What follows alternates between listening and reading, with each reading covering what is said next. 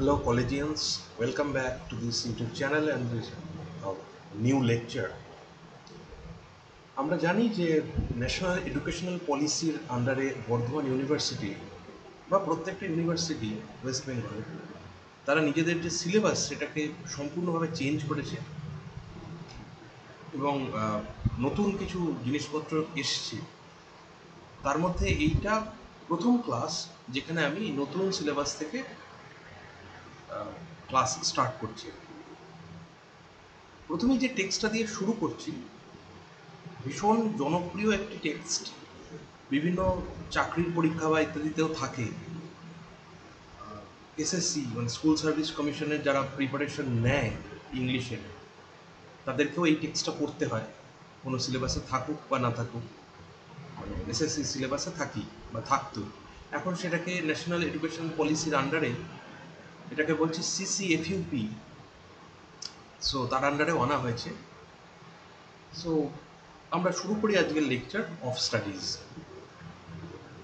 এখন of studies নিয়ে কথা বলার আগে খেয়াল রাখতে হবে ভিডিওটার যে থাম্বনেলটা ছিল, যেটাতে ক্লিক করে তোমরা বা আপনারা যারাই এখানে পৌঁছেছ বা পৌঁছেছেন, সেখানে আমরা ফ্রান্সিস বেকনের একটা ছবি দেখতে পেয়েছি। ফ্রান্সিস বেকন মোটামুটিভাবে ইউরোপিয়ান বা ইংলিশ রাইটারদের মধ্যে একজন খুব ইম্পর্ট্যান্ট বলে মনে করা হয়। তার একটা বড় কারণ হচ্ছে মানে তিনি একজন স্টেটসম্যান ছিলেন বা একজন জুরিস্ট। তার সম্পর্কে যদি আমরা এমনি সার্চ করি বা জানার চেষ্টা করি, আমরা জানতে পারবো যে Francis Bacon political kind of personality. তখনকার দিনের পলিটিক্স বা ইংলিশ পলিটিক্স এখনকার দিনের মতো ছিল না। তিনি খুব উঁচু পদে বসেও ছিলেন। He use to serve the queen. Anyway, Francis Bacon সম্পর্কে একটি কথা ভীষণ ইম্পর্ট্যান্ট। জন মিল্টন সম্পর্কে বলছেন যে he is the wisest, the brightest and the meanest of mankind. So হঠাৎ করে তার সম্পর্কে এই মন্তব্য কেন, এটার দু একটা কথা বলা দরকার। ফ্রান্সিস বেকন বাই কোয়ালিফিকেশন ভীষণ হাই লেভেলের একজন মানুষ ছিলেন। তিনি ছিলেন ফার্স্ট, মানে তিনি was the viscount of saint Alban, এই যে প্রদেশ ছিল ইংল্যান্ডে, সেখানে তিনি ভাইকাউন্ট ছিলেন, খুব উঁচু পদ। কিন্তু তা সত্ত্বেও তিনি কিছু জঘন্য কাজকর্ম করেছেন। এখনকার দিনে আমরা যে জিনিসগুলোতে তোলপাড় হতে দেখি, মানি লন্ডারিং বা এরকম ধরনের, যারা ঘুষ খাচ্ছেন বা এরকম ধরনের যে সমস্ত অ্যাকিউজেশনস আসে আমাদের এখনকার দিনের বা এখনকার সমাজে, সেগুলো তার বিরুদ্ধেও ছিল। তিনি নাকি এরকম কাজকর্ম করতেন। এনিওয়ে, আমরা সেগুলোকে যদি সরিয়েও রাখি, মানে ফর দ্য সেক অফ, মানে যদি আমরা এটাকে গুরুত্ব দিই যে তার লেখনীর কি অসাধারণ ক্ষমতা, তাহলে আমাদের কাছে জিনিসটা কিছুটা স্পষ্ট হবে যে কেন মিল্টন তাকে বলছেন the wisest and the brightest of mankind. মিনেস্টটা তো আমরা জেনেই ফেললাম একটু আগে। তো আমি আবারও বলছি, আমরা যেটা নিয়ে আলোচনা করতে চলেছি সেটা হচ্ছে অফ স্টাডিজ, যার উপরে লেখা 50। 50 কেন লেখা? কারণ অফ স্টাডিজ হচ্ছে একটা কালেকটিভ এসের বই, তার মধ্যে থেকে নেওয়া একটা এসে।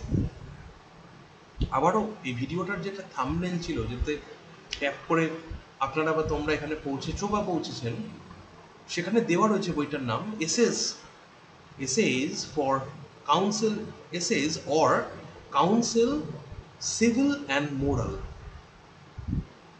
সো কাউন্সিল অর্থাৎ কাউকে উপদেশ দেওয়া হচ্ছে, সেটা সিভিল হতে পারে, সেটা মোরাল উপদেশ হতে পারে, জ্ঞানের কথা বলা হচ্ছে সেই জায়গাতে। সো তিনি টোটাল 58 এসেজ সেই বইটার মধ্যে রয়েছে, যার মধ্যে থেকে দিস ইজ দ্য 50th, 50তম সেই এসেটা আমরা পড়ছি। বা সেই এসেটা বিভিন্ন জায়গায় ইউজি কারিকুলামে থাকতে পারে। বর্ধমান ইউনিভার্সিটির আন্ডারে তো এই মুহূর্তে 2023 সালে রয়েছে। সেখানে 58 এসেস রয়েছে। যদিও খেয়াল রাখতে হবে, যখন এটা প্রথমবার পাবলিশড হয় 1597-এ, 1597, সো আজ থেকে প্রায় 400 বছরেরও বেশি আগে। তো যখন এটা পাবলিশড হয় সে সময় মাত্র 10টা এসে ছিল এই বইটার মধ্যে, এবং এই 10টা এসের মধ্যে খেয়াল রাখতে হবে এই যে অফ স্টাডিজ টেক্সট আমরা পড়ছি এটাও কিন্তু ছিল। পরবর্তীকালে তিনি বাড়িয়েছেন সংখ্যাটা, পরবর্তীকালে বলতে দুবারই এটার এডিশন বেরিয়েছে। সেকেন্ড এডিশন বেরিয়েছিল অ্যারাউন্ড 1612, সেই সময় এসএস ছিল 28, সরি ভুল বললাম 38, মানে টোটাল 28টা তিনি বাড়িয়েছিলেন over the course of time. So 1597-এ যখন এটা পাবলিশড হচ্ছে তখন ছিল 10টা মাত্র এসে। তারপর 1612-এ তিনি আবার পাবলিশ করছেন, তখন এসের সংখ্যা হচ্ছে 38, এবং তারপরে আবার রিলিজড হচ্ছে, মানে থার্ড এডিশন বেরোচ্ছে 1625, অনেকটা পরে। সেই সময় টোটাল এসের সংখ্যা দাঁড়াচ্ছে 58। সো এইভাবে তিনি তার 3টে এডিশনে কিন্তু পুরো জিনিসটা এক্সপ্যান্ড হয়েছে। So without any delay let's get in to the text. আমরা দেখি টেক্সটটায় কী রয়েছে।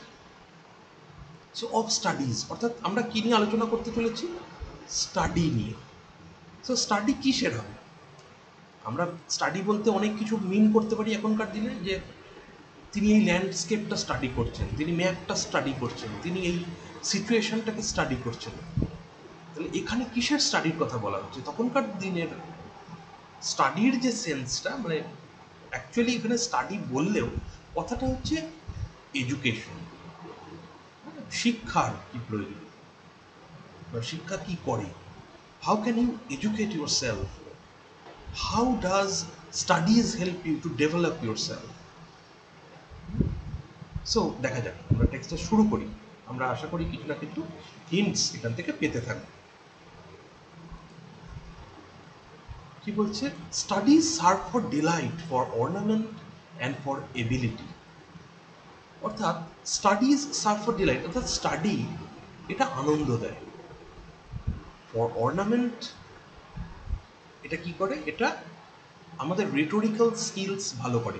রেটোরিক্যাল স্কিলস মানে আমরা একটা কথা খুব সহজভাবে বলা যায়, আবার একটু সুন্দরভাবে সাজিয়ে গুছিয়ে তার মধ্যে একটু একটু একটু রং চং লাগিয়ে আরেকটু সুন্দরভাবে তাকে প্রেজেন্ট করা যায় বক্তব্যটাকে। সেটাই তিনি বলছেন ফর অর্নামেন্ট, অর্নামেন্টেশন, কোনো কিছুর ডেকোরেশন। বক্তব্যেরও একটা ডেকোরেশন থাকে। তাহলে স্টাডি কী করে? বক্তব্যের বা লেখার ক্ষেত্রেও হয় সেটা, এনিওয়ে। তো স্টাডি কী করে? আনন্দ দেয় আমাদেরকে হেল্প করে নিজেদের যে জিনিসটা নিয়ে আমি আলোচনা করছি সেটাকে আরও অর্নামেন্টেশনে সাহায্য করে, অর্থাৎ সেটাকে আরও সুন্দর করে তুলতে সাহায্য করে। অ্যান্ড ফর এবিলিটি, সব থেকে ইম্পর্টেন্ট কথা হচ্ছে এটা আমাদেরকে দক্ষ করে তোলে কোনো কাজ। তার মানে একটা কীরকম জিনিস আমাদের দক্ষ করে তোলে? আমরা যদি এখন ঠাকুরমার ঝুলি করতে বসি, আমাদের কিসে দক্ষ করবে সেটা? মোরাল ডেভেলপমেন্ট, বা ইসপের গল্প, নীতিবোধের যে গল্পগুলো থাকে সেগুলো কি করে? ইট ডেভেলপস আওয়ার মোরাল সেন্সেস, আমাদের যে নীতি সেই দিকটাকে স্ট্রং বানায়। তাহলে স্টাডি কী করে? Serves for delight, ornament and ability. Their chief use for delight is in privateness and retiring.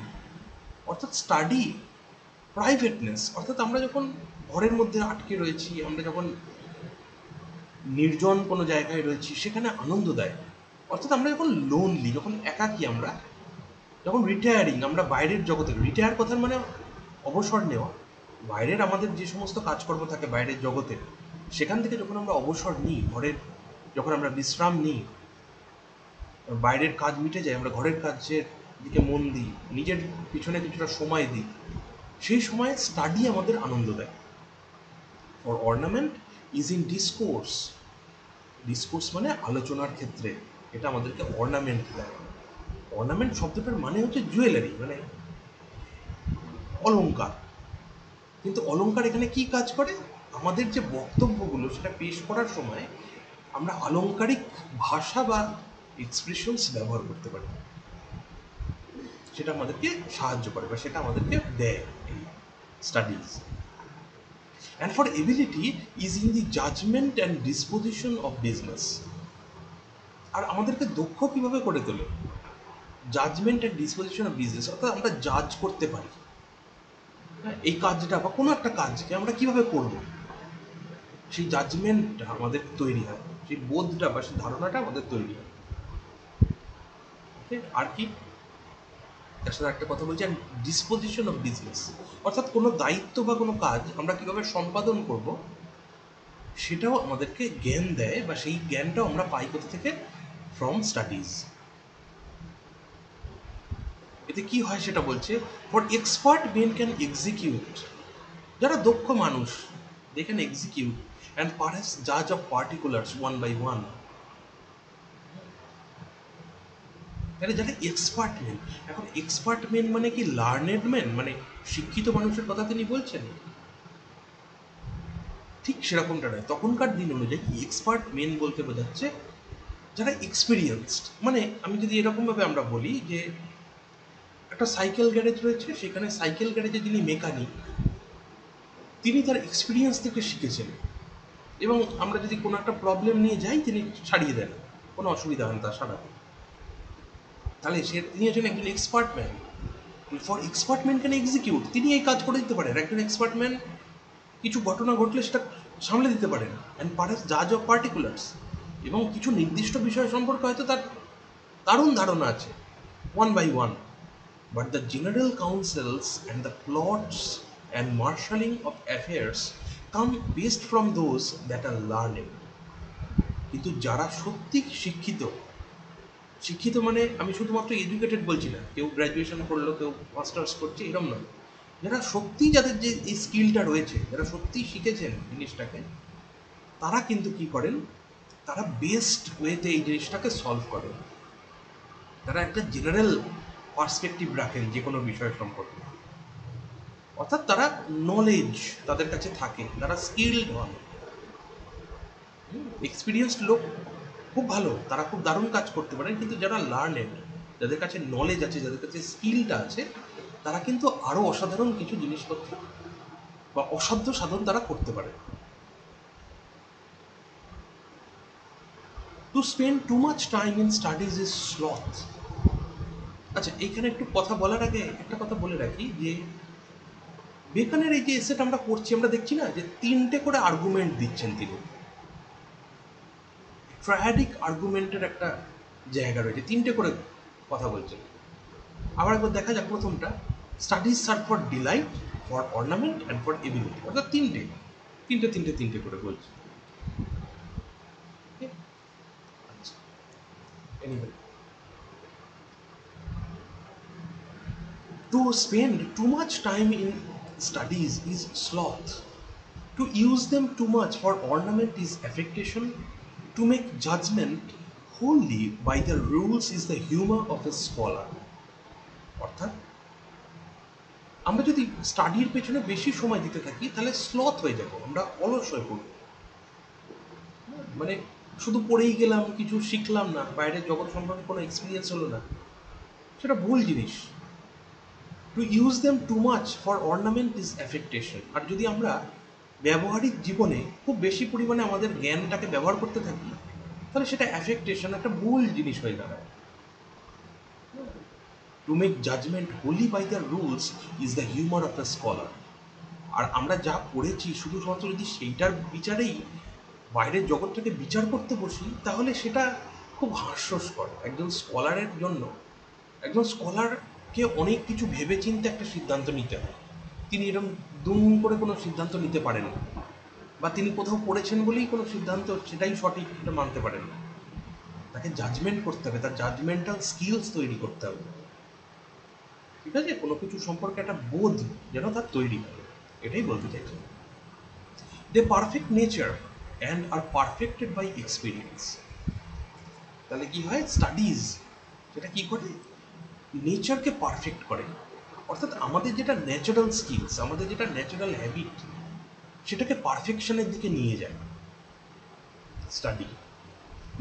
অর্থাৎ আমরা হয়তো, যেমন এটা আমরা খুব দেখতে পাই, খুব সাধারণ জিনিস, যে হয়তো আমাদের বাড়িতে বা আশেপাশে এরকম ছেলেমেয়েরা রয়েছে যারা হয়তো ইলেকট্রিকের কিছু কাজ জানে, তারা হয়তো বিভিন্ন কিছু জুড়ে টুড়ে একটা বাল্ব হয়তো জ্বালিয়ে ফেলবে। তাহলে এটা হচ্ছে ন্যাচারাল স্কিলস, তাদের মধ্যে এই জিনিসটা রয়েছে বা এটার প্রতি একটা আগ্রহ রয়েছে। কিন্তু এটা পারফেকশনের দিকে কিভাবে যাবে? যখন তারা এই রিলেটেড কোনো একটা কোর্স করবে, যখন ইলেকট্রিক্যাল ইঞ্জিনিয়ারিং নিয়ে এসে পলিটেকনিক বা ডিপ্লোমা ইত্যাদি কমপ্লিট করবে, রাইট? তাহলে কী হয় যে স্টাডি আমাদের নেচারকে বা আমাদের ন্যাচারাল স্কিলসটাকে পারফেকশনের দিকে নিয়ে যায়, এবং that are and are perfected by experience, এবং তার সাথে কিন্তু এই যে এক্সপিরিয়েন্স সেটারও দরকার আছে। অর্থাৎ স্টাডি প্লাস হচ্ছে এক্সপিরিয়েন্স, এই দুটো জিনিসকে পাশাপাশি আমাদের প্রয়োজন।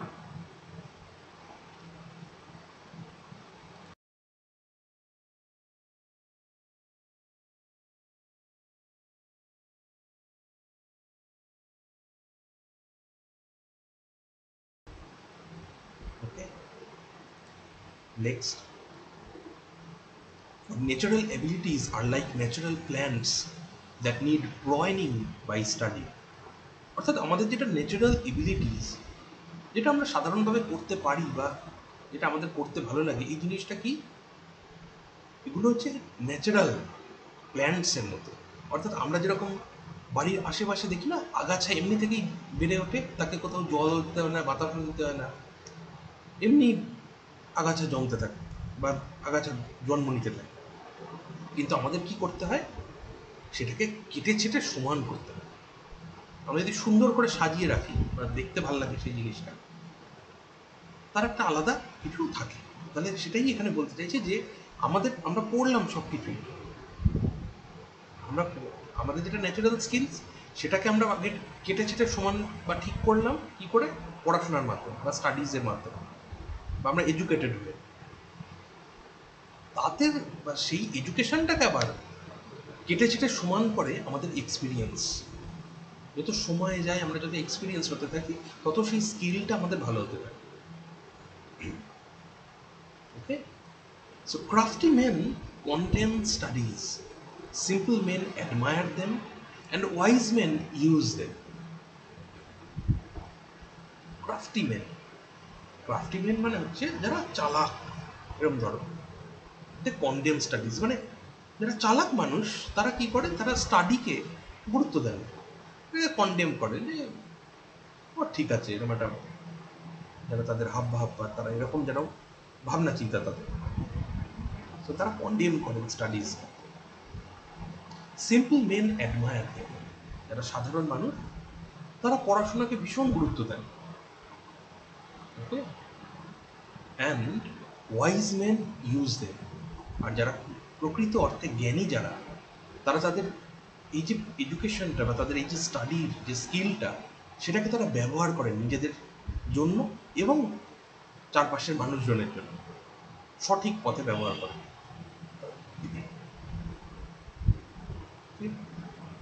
For they teach not their own use, but that is a wisdom without them and above them, owned by observation. So for they teach not their own use, মানে তারা এটা শেখান না যে তারা নিজেরা কিভাবে ব্যবহার করছে বা তাদের এটা কিভাবে স্কিলে কাজে লাগলো, but that is a wisdom without them and above them. অর্থাৎ তারা এভাবে বোঝান যে এই যে ন্যাচারাল যে একটা জ্ঞান চলছে, মানে যেমন কোনো একজন ওয়াইজ পার্সন এটা বুঝতে পারেন যে আমি যদি থাকি বা না থাকি, এই জ্ঞানের ধারাটা কিন্তু চলবেই। আমি তার মধ্যে হয়তো কিছু কন্ট্রিবিউট করলাম, আমি হয়তো একটুখানি পড়াশোনা করে আমি এই জায়গাটায় আমি নিজে সমৃদ্ধ হলাম, সাধারণ কয়েকজন মানুষকে আমি কিছু শেখালাম, কিন্তু আমি থাকি বা না থাকি, জ্ঞানের ধারাটা কিন্তু চলবেই, অন্য কেউ নিয়ে যাবেন বয়ে আমি না থাকলে। তারা এটা বোঝেন, that is a wisdom without them and above them, তাদের ছাড়াও এটা চলতে পারে, তাদের থেকে এর লংজিভিটি অনেক বেশি, তিনি না থাকলেও এটা চলতে থাকে। ওন বাই অবজারভেশন, অর্থাৎ তারা তাদের অবজারভেশনাল স্কিলস দিয়ে তারা এটা বোঝেন, তাদের এক্সপিরিয়েন্স দিয়ে তারা এটা বোঝেন যে আমার যেটুকু ক্ষমতা বা আমার যেটুকু সাধ্য সেটা সীমিত, তার বাইরে আরও একটা জগৎ পড়ে রয়েছে, যেই জগৎ বা সেই যে জ্ঞান, সেটা আমি কিছু কাউকে প্রোভাইড করি না করি, আমি আটকাই যদি সেই জ্ঞানটাকে, তাতেও কিছু যায় আসে না, সেটা তার মতো করেই চলতে থাকে। Read not to contradict and confute, not to believe and take for granted, not to find talk and discourse, but to weigh and consider. এই লাইনটা থেকে আমরা কি পাচ্ছি, তিনি কিছু ওয়ে আউট বলছেন। এই লাইনটা থেকেই সেটা শুরু হচ্ছে। কি বলছেন তিনি? Read not to contradict and confuse, অর্থাৎ অন্যের সাথে ঝগড়া করব বা করব, মানে তার সাথে আলোচনা করে তাকে তর্কে হারিয়ে দেবো, এই জন্য পড়াশোনা করো না। This is not the purpose of study, এটা পড়াশোনার লক্ষ্য নয়। Not to believe and take for granted, যা কিছু লেখা আছে সেটা বিশ্বাস করে নিলাম, সেটাকেই টেক ফর গ্রান্টেড করে নিলাম, আমি ধরে নিলাম যা লেখা আছে সব সত্যি, তাহলে সেই জন্য পড়াশোনা করো না। Not to find talk and discourse, বড় বড় ভাষণ তুমি দেবে বা কারোর সাথে জ্ঞানে ভরা বক্তৃতা দেবে বা কারোর সাথে তোমার জ্ঞান নিয়ে আলোচনা করবে, এই জন্য পড়াশোনা করো না। এগুলো পড়াশোনার পারপাস নয়। তাহলে কি পারপাস? বা টু ওয়ে অ্যান্ড কনসিডার, অর্থাৎ স্টাডির পারপাস হচ্ছে জাজমেন্টাল স্কিলসকে ডেভেলপ করা, অন্যকে বুঝতে শেখা, অন্যের পার্সপেক্টিভটাকে বুঝতে শেখা, কোনো কিছুর গুরুত্ব বুঝতে শেখা। টু ওয়ে অ্যান্ড কনসিডার, কোনটার গুরুত্ব কত, সেটাকে কিভাবে নেব আমি, সেই বোধটা, সেই জ্ঞানটা যেন তৈরি হয়, এটাই স্টাডির হচ্ছে মূল লক্ষ্য। Some books are to be tested, others to be swallowed, and some few to be chewed and digested. এটার সম্পর্কে তিনি পরে ডিটেলসে বলছেন, তাও আমরা একটু বাংলা অর্থটাকে পড়ি। যে কিছু বই সেগুলোকে শুধু টেস্ট করতে হয়, মানে টেস্ট করে ছেড়ে দিতে হয়। আদার্স টু বি সোয়ালোড, কিছু কিছু বই আছে যেগুলোকে গোগ্রাসে গিলে নিতে হয়। And some few to be chewed and digested, আর কিছু বই আছে যেগুলোকে চিউ করতে হয়, অর্থাৎ চিবোতে হয়, এবং ডাইজেস্ট, হজম করতে হয়, অর্থাৎ একটু কষ্ট করে সেই বইগুলোকে পড়তে হয়। That is, some books are to be read only in parts, অর্থাৎ কিছু বই খণ্ড খণ্ড পড়ে নেওয়া যায়, কোনো অসুবিধা হয়। Others to be read but not curiously, কিছু বই আছে যেগুলোকে কিউরিয়াসলি, মানে খুব ভীষণ আগ্রহের সাথে পড়তে হবে, এরকম এটার প্রয়োজন পড়ে। And some few to be read wholly and with diligence and attention, আর কিছু বই আছে যেগুলোকে ডিলিজেন্স অর্থাৎ পেশেন্স, ধৈর্য নিয়ে এবং অ্যাটেনশন দিয়ে পড়তে হয় সেগুলো। Some books also may be read by deputy and extracts made of them by others. কিছু বই also may be read by deputy, ডেপুটিদের দ্বারা পড়া যেতে পারে বা তারা পড়তে পারে, and extracts made of them by others, এবং সেগুলোর এক্সট্রাক্ট তৈরি করে দেবেন অন্যরা। But that would be only in the less important arguments and the meaner sort of books. কিন্তু সেগুলো কোন বইয়ের ক্ষেত্রে হবে? যেগুলো খুব একটা গুরুত্বপূর্ণ নয়, যে বইগুলো, সেগুলোর ক্ষেত্রে এটা চলতে পারে। Else, distilled books are like common distilled waters, flashy things. অর্থাৎ যে বইটার মধ্যে থেকে আমি শুধু আর্গুমেন্টগুলোকে বেছে নেব, যে কি বলতে চাইছি শুধু সেই কথাটুকু নিয়ে নেব, সেটা কীরকম হয়ে যাবে? ডিস্টিল্ড ওয়াটারের মতো, যে জলের মধ্যে অন্য কিছু মিশে নেই, সেই জলের কোনো স্বাদ হয় না। এবং সেটা কী হবে? ফ্ল্যাশি থিংস, মানে অ্যাকচুয়ালি ফ্ল্যাশি থিংস মানে দেখতে জলের মতো, কিন্তু তার মধ্যে জলের কোনো টেস্ট নেই, সেরকম কিছু হয়ে দাঁড়াবে, এবং সেটা কখনোই কাম্য না।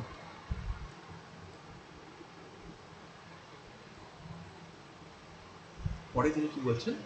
Reading maketh a full man, conference a ready man, and writing an exact man.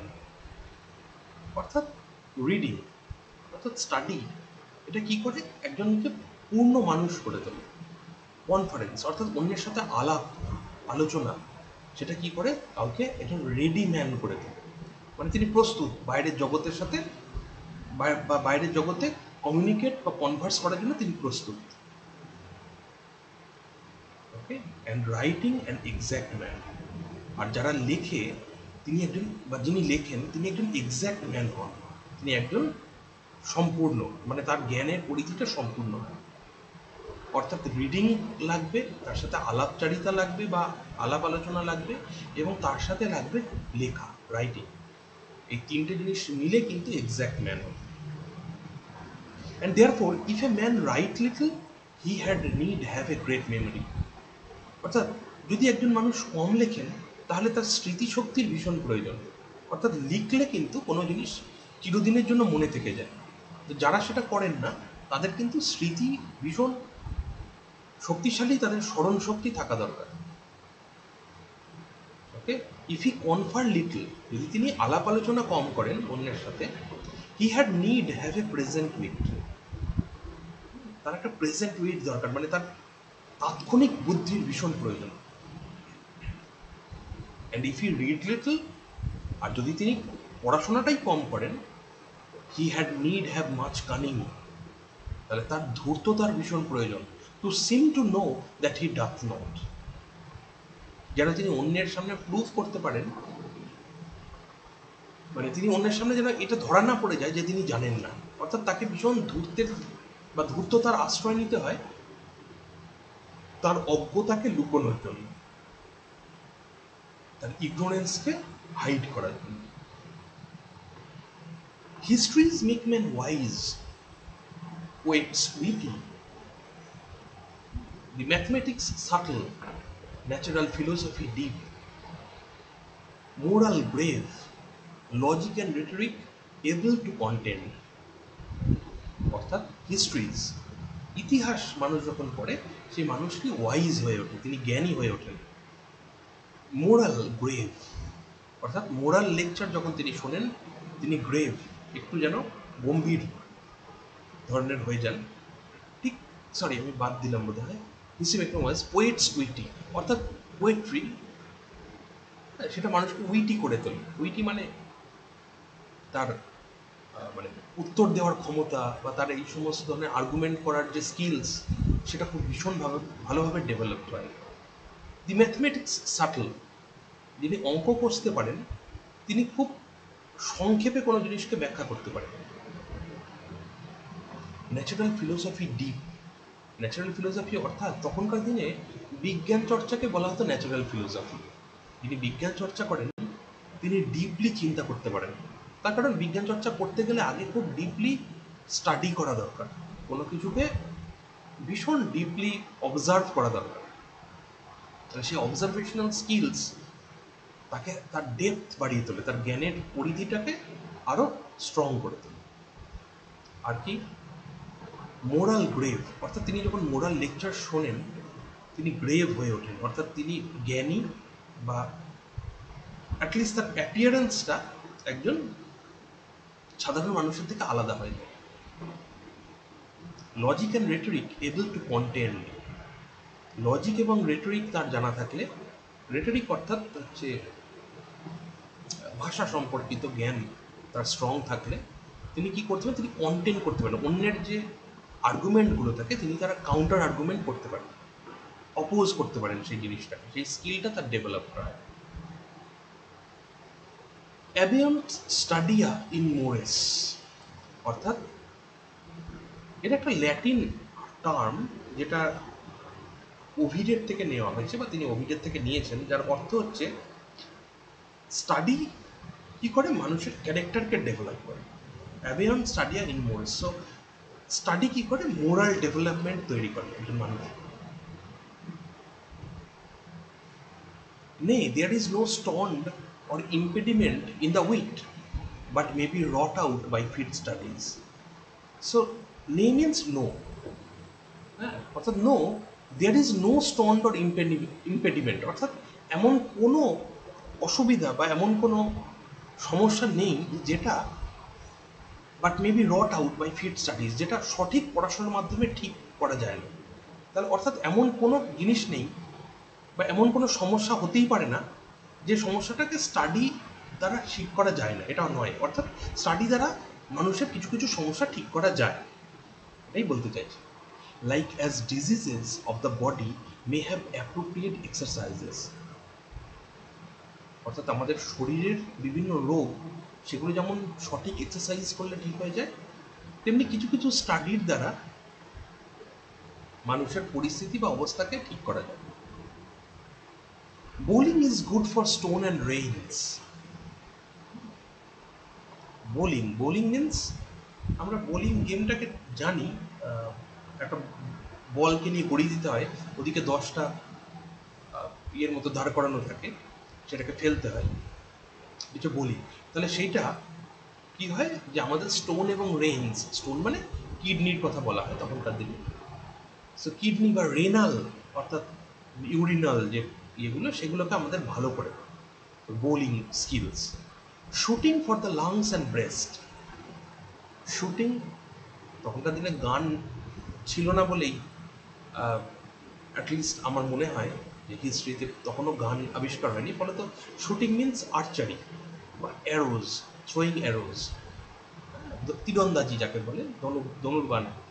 সেই অভ্যাস কী করে, লাংস অ্যান্ড ব্রেস্ট অর্থাৎ আমাদের চেস্টকে এবং আমাদের নিঃশ্বাস প্রশ্বাসের ক্ষমতাকে বাড়ায়।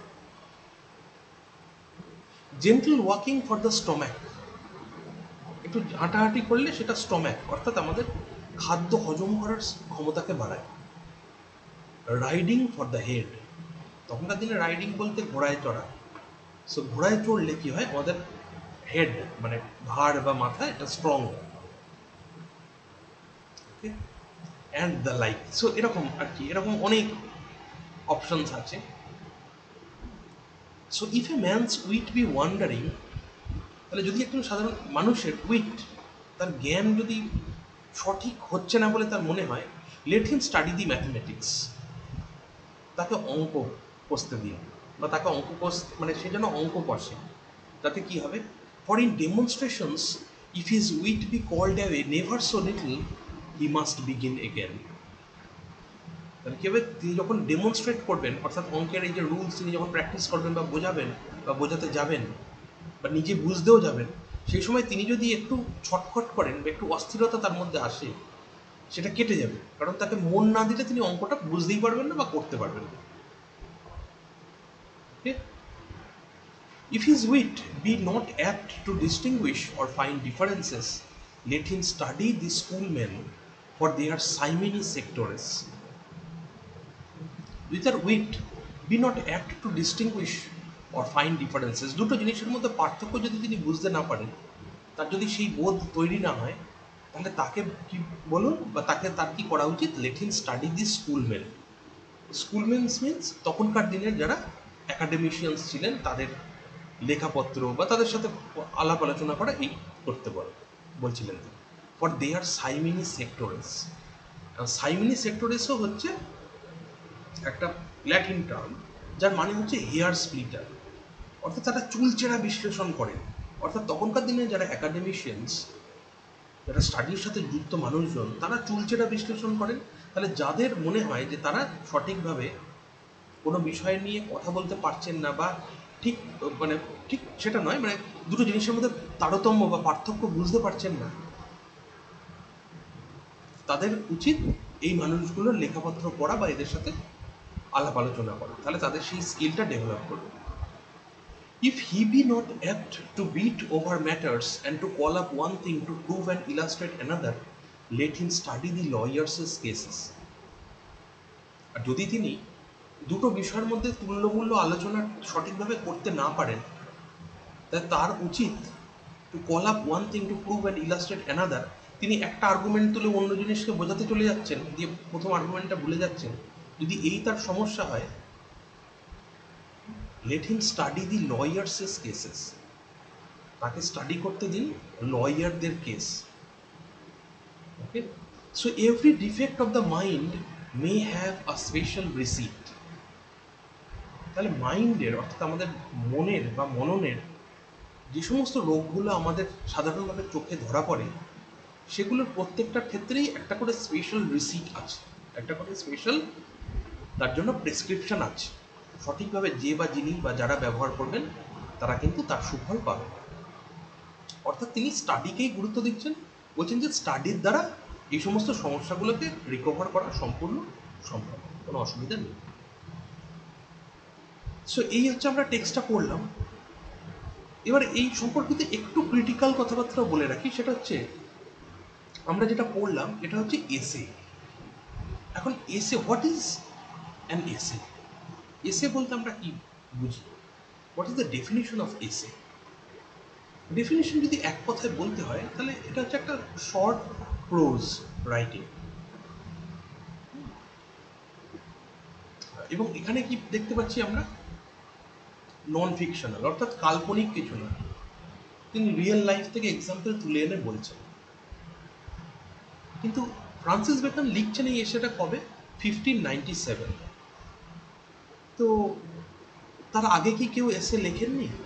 বা ইংলিশ এসে কোথা থেকেই বা এলো?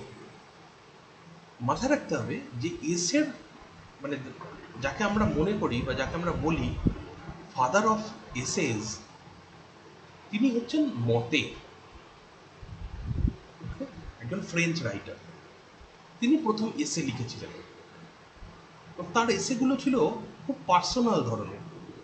অর্থাৎ এখানে আমরা কিরকম দেখতে পাচ্ছি, এখানে আমরা বেকনের কোনো নিজের কথা তো দেখতে পাচ্ছি না যে আমি এটা করেছি আপনারাও এটা করুন, এরকম কোনো কথা কিন্তু বলছেন না।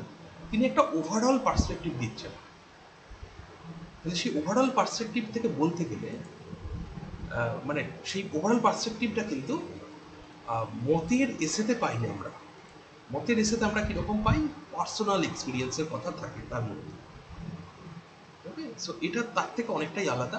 সো মতেকে মনে করা হয়, মানে তাকেই বলা হয় যে he is the father of essays.